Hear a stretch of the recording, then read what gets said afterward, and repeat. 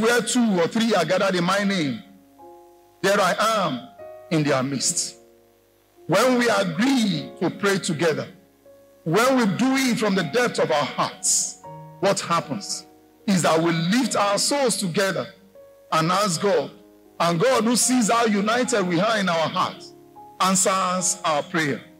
Husband and wife, when last did you pray together? Families gathered in the church tonight, when last did you gather your children and you pray together and see whether God will not come? He did not say, I will be with you. He said, once you agree, I am already there in your midst. And once Jesus is there, the answer to our prayers is fulfilled. I will round it up with today's reflection of the novena. Mary, a true worshiper. When we talk of Mary, Mother Mary as a true worshiper, let us take a look at the Bible. Many times we gloss through the readings of the Bible. We do not read deep into the Bible.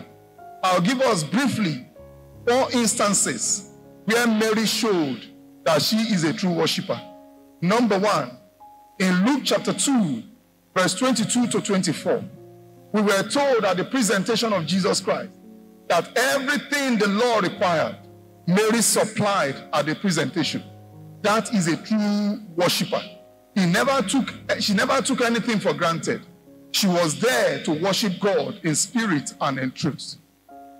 Again, going further, in verse 39 to 40 of that same chapter 2, the Bible tells us that Mary did everything the law required in order to worship God as he ought to be worshipped.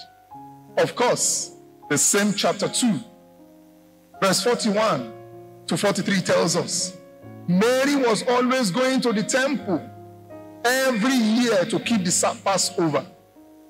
That is to show the sign and the mark of a true worshiper.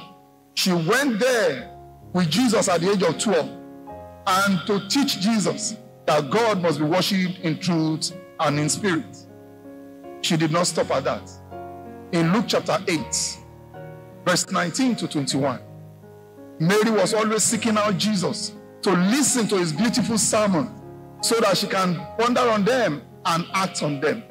No wonder Jesus had the encounter with the Samaritan woman by the well had this to say in John chapter 4, verse 23 to 24.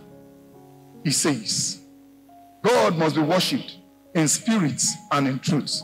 Because God is spirit, so those who worship him must worship him as such. No wonder he challenges us that we should not worship God with lip service alone.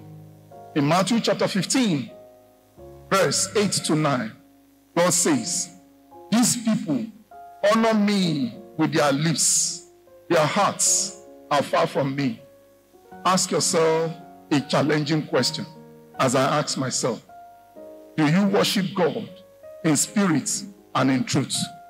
If you do so, why are you still keeping malice against someone?